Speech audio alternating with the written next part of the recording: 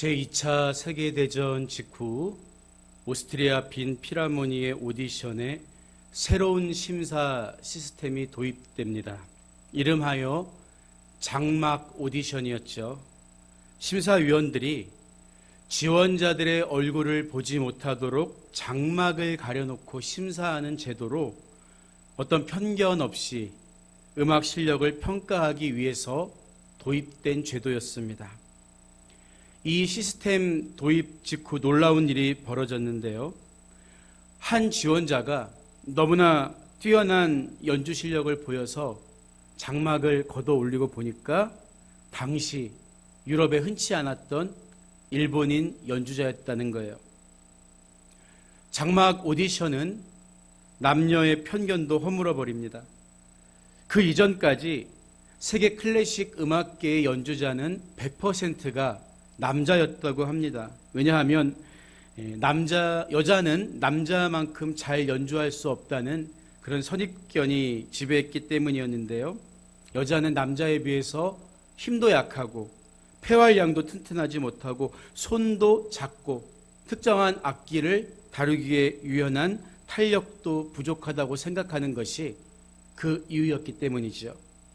하지만 1960년대 중반 뉴욕 메트로폴리탄의 오디션 시스템이 도입된 첫 해에 선발된 4명의 바이올리니스트 모두가 여성이었다고 해요. 그리고 1980년 독일의 뮌헨 필하모니 오케스트라 오디션도 장막 오디션이었는데요.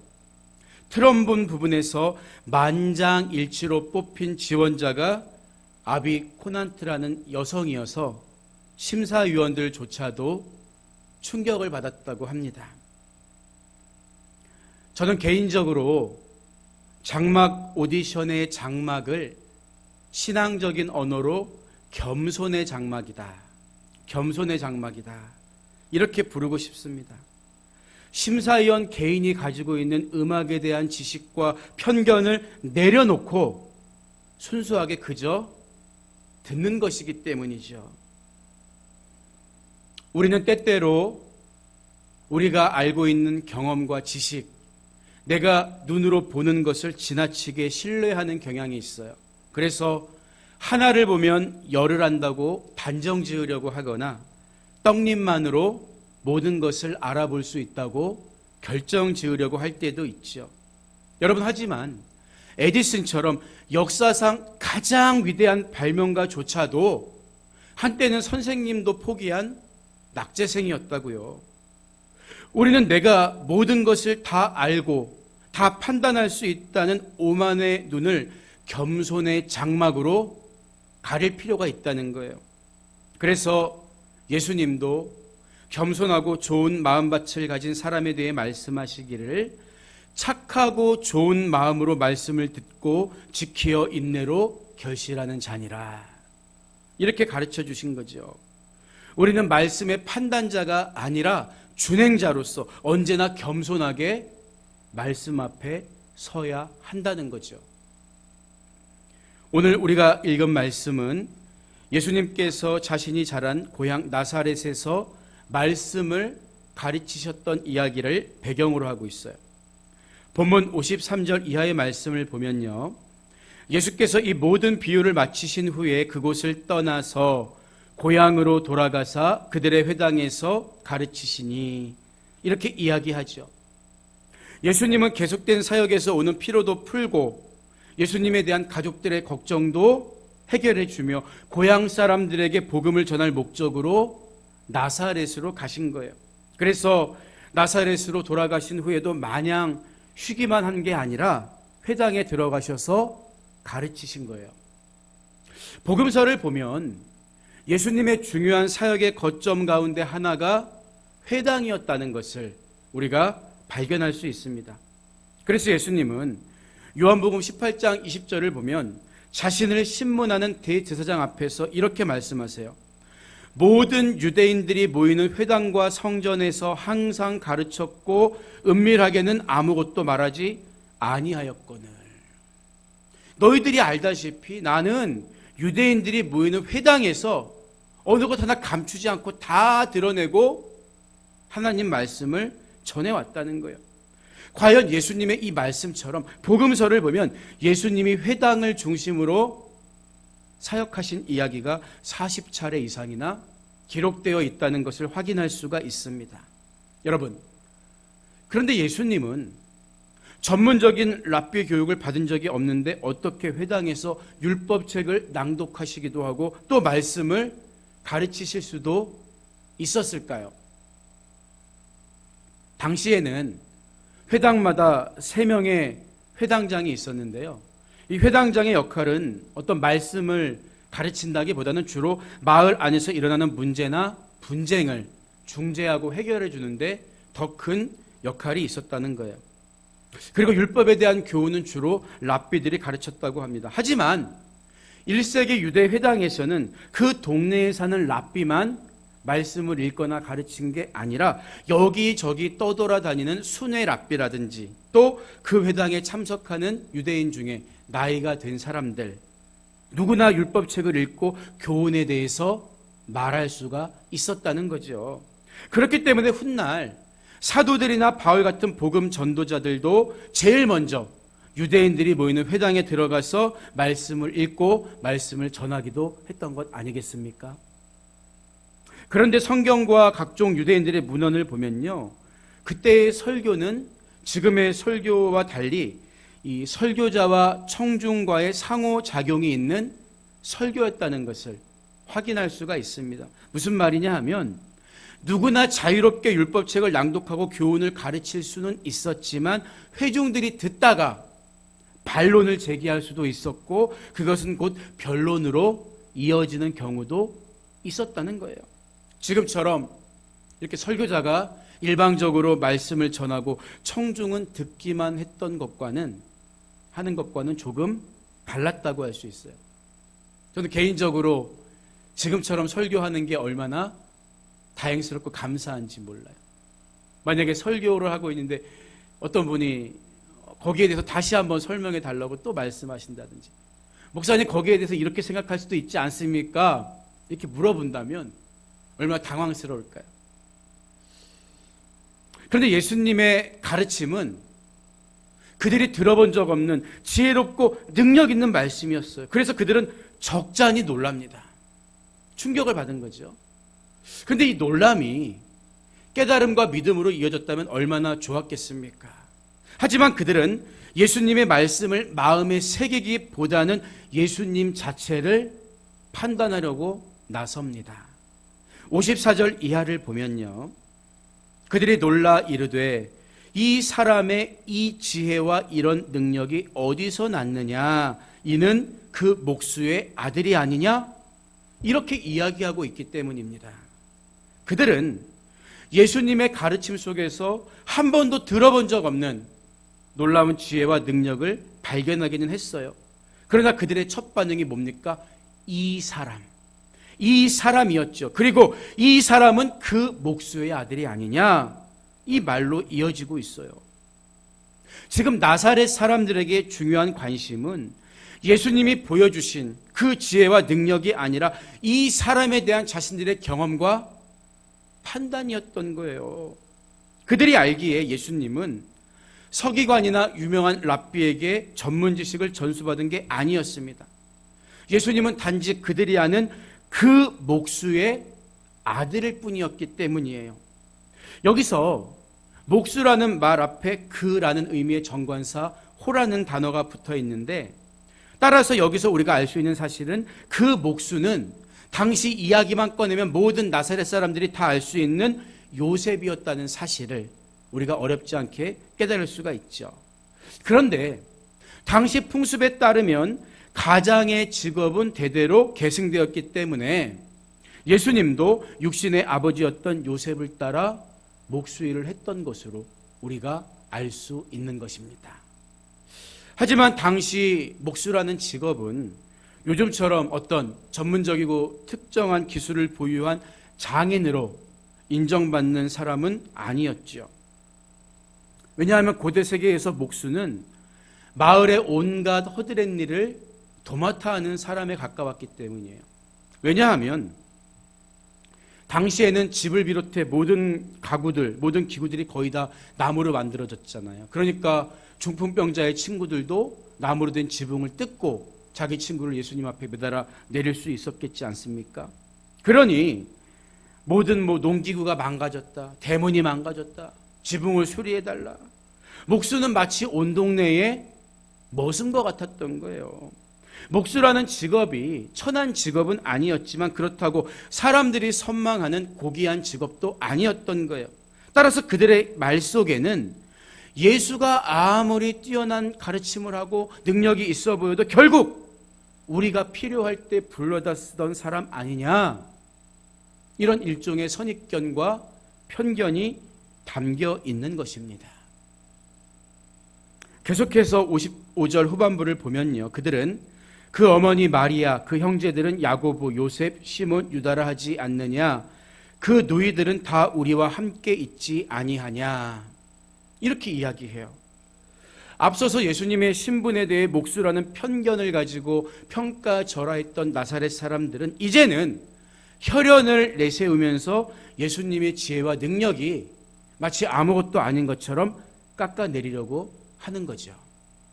특히 56절 전반부를 보면 그 누이들은 다 우리와 함께 있지 아니하냐, 이렇게 이야기하는데, 이 말은 당시 여인들은 제대로 된 사람 취급받지 못하던 시대였잖아요. 남성의 소유물 정도로 인식되던 시대였잖아요. 예수님의 여동생들이 우리와 결혼해서 살고 있기 때문에 예수도 우리와 결국 다를 게 없지 않느냐, 이 이야기죠. 결국 말씀을 가르치는 예수가 대단해 보이기는 하지만 우리들의 위치와 동등한 거 아니냐, 이 말을 하고 싶은 거예요. 물론 예수님은 육신의 혈육을 아예 무시하지 않았어요. 하나님 나라의 진정한 가족이 누구인가를 가르쳐 주시기는 했지만 그렇다고 해서 어머님을 무시하거나 가족을 버리지는 않으셨다는 거예요. 그러나 그것과 가르침은 별개의 문제라는 거죠. 그럼에도 불구하고 나사렛 사람들은 아무리 말씀에 대해서 예수님이 지혜롭고 능력 있게 가르쳐 주셨음에도 불구하고 결국 예수도 우리와 혈연 관계일 뿐이다, 이런 억지 논리를 펴고 있는 거예요. 조금 외람된 말씀이지만 요즘은 목사라는 직업이 세상적으로 크게 존경받지 못하는 시대가 된 것은 사실인 것 같습니다. 하지만 교인들 사이에서는, 믿는 사람들 사이에서는 그래도 존경까지는 아닐지 몰라도 존중은 받고 있겠죠. 그래서 제가 어릴 적에 친구 집에 놀러 가서 부모님이 교회를 다니신다고 하면 굉장히 어깨에 힘을 주고 우리 아버님이 목사님이세요, 이렇게 말했던 것 같아요.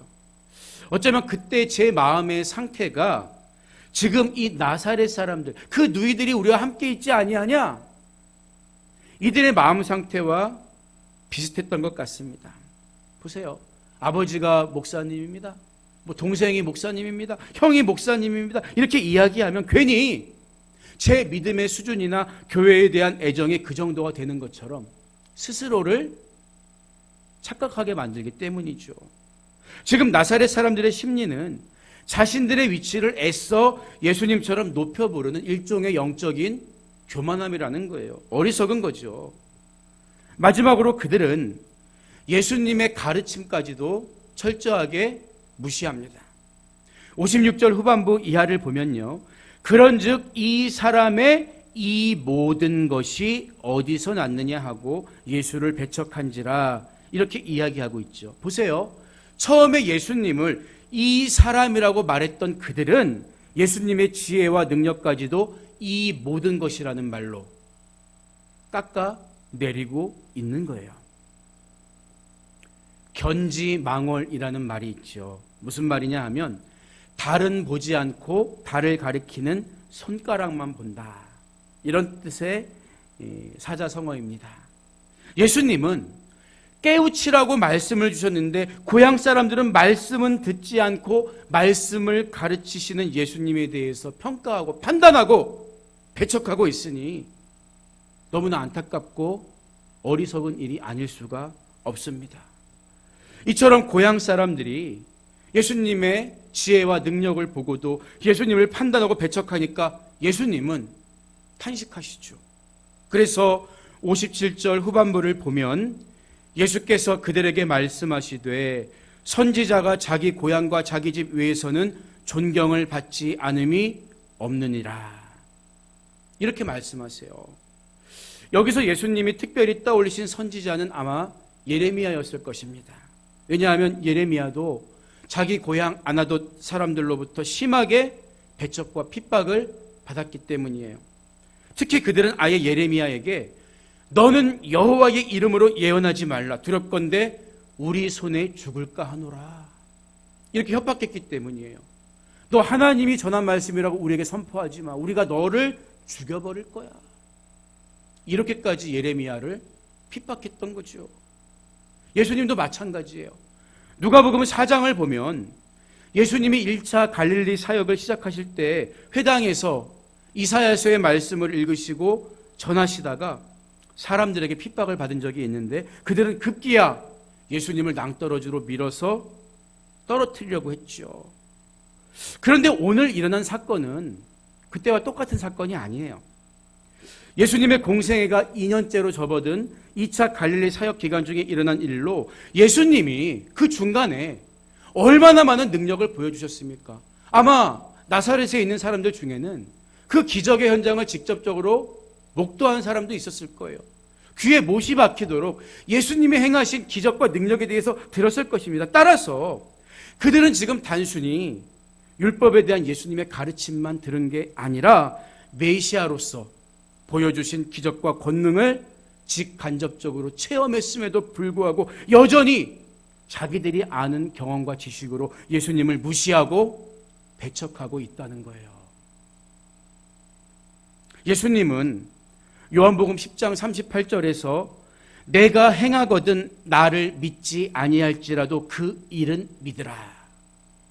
이렇게 말씀하시기도 했는데 나사렛 사람들은 예수님께서 행하신 일을 보고도 믿으려고 하지 않았던 것입니다. 그리고 오히려 예수님을 판단하려고 했던 거예요. 왜 그럴까요? 왜 그럴까요? 무엇이 그들을 그렇게 오만하고 교만하게 만들었을까요? 그들은 자신들이 어려서부터 지켜와 본 예수님에 대해서 우리가 모든 것을 다 알고 있다. 이렇게 생각했기 때문이에요. 하지만 결국 그로 인한 불신앙의 가장 큰 피해자는 그들 자신이 됩니다. 본문 58절은 그들이 믿지 않음으로 말미암아 거기서 많은 능력을 행하지 아니하시니라. 이렇게 이야기하기 때문입니다. 보세요. 예수님은 고향 사람들을 특별히 생각하신 거예요. 하지만 예수님이 특별히 생각하셨던 고향 사람으로서 예수님의 말씀과 능력을 더 가까이에서 접할 수 있는 기회가 주어졌음에도 불구하고 불신앙으로 일관했던 그들은 오히려 하나님의 은혜에서 한 걸음 멀어지게 되었다는 거지요. 여러분, 이처럼 선입견과 편견은 오히려 나 자신을 불행하게 만든다는 것을 우리는 깨달아야 하는 것입니다. 보세요. 어떤 사람일지라도 성공하기 전에는 소위 말하는 올챙이 시절을 다 겪어야 하죠. 그런데 사람들은 그 사람이 성공하고 나면 성공하기까지 그 사람의 노력과 변화를 인정하기 싫어하는 고약한 습성이 있어요. 그 깊은 마음 속에는 상대방에 대한 시기와 질투심이 도사리고 있기 때문입니다. 그래서 그 사람의 성장과 변화된 신분을 애써 외면하고 과거의 모습만 끄집어내서 아유 그때 걔 코 올리던 걔 그러면 내가 마치 그 사람과 동등한 것처럼 착각을 하면서 그런 일을 하는 거죠. 하지만 그런 편견으로 예수님을 판단했던 나사렛 사람들을 예수님은 떠나가십니다. 우리는 주님께서 나를 떠나가시지 않고 항상 내 삶에 머무르실 수 있도록 겸손한 마음으로 하나님과 세상을 바라보는 그 눈을 회복해야 하는 것입니다. 오늘 말씀을 마무리합니다. 17세기 영국의 목회자였던 월터 마샬은 자신이 쓴 성화의 신비란 책에서 이런 고백을 해요. 그는 목회자임에도 불구하고 죄를 이기지 못하는 자기 자신에 대해 절망합니다. 자꾸 죄를 지으니까 심판도 두렵고 하나님 앞에 너무나 죄스러워서 쉽게 나아가지도 못했던 거예요. 이 문제로 괴로워하다가 친구이자 신학자인 토마스 구딘을 찾아가 자기의 속마음을 털어놓게 됩니다. 그리고 양심을 더럽게 하는 죄와 습관적으로 짓는 죄, 입술로 짓는 죄에 대해 고백했죠. 한참을 고백하고 난 후에 토마스가 마샤를 바라보면서 이렇게 이야기를 하지요. 지금 자네가 짓는 가장 나쁜 죄는 빼놓고 이야기하고 있구먼. 바로 불신앙의 죄 말일세. 자네의 그런 죄들을 다 용서하시고 자네를 근본적으로 거룩하게 하시는 주 예수 그리스도를 자네는 진정으로 믿고 있지 않은 것 같네. 이 말을 들은 마샬은 큰 충격을 받습니다. 그는 자신이 짓는 죄가 가장 큰 것이라고 생각했는데 사실 가장 끔찍한 죄가 그런 죄들을 용서하시는 주님을 믿지 못하는 불신앙의 죄라는 것을 비로소 깨닫게 된 거예요. 그 후로 마샬은 회개하는 마음으로 나아가는 자신을 용서하시고 새롭게 하시는 예수 그리스도를 진정으로 믿게 되었다고 고백합니다. 여러분, 우리 인간은 본성적으로 자기의 행위에서 구원의 근거를 찾으려는 경향이 있어요. 아무리 은혜를 사모한다고 말은 하면서도 여전히 자기가 자기 삶의 주인이라는, 내 행동이 나를 결정한다는 교만의 장막에 가려져 있기 때문입니다. 그래서 나사렛 사람들이 예수님에 대해 편견을 가지고 배척한 것처럼 예수님도 이 문제만큼은 해결하지 못하실 거야, 이런 선입견을 가지고 주님 앞에 설 때가 있다는 거죠. 여러분, 그러나 모든 인간은 오직 예수 그리스도와의 연합을 통해서만 깨끗해질 수 있는 거예요. 깨끗해진 후가 아니라, 다 나은 후가 아니라 주님 앞에 나아가야 깨끗해지고 나을 수가 있는 것입니다. 여러분, 예수님을 믿고 나아가시기 바랍니다.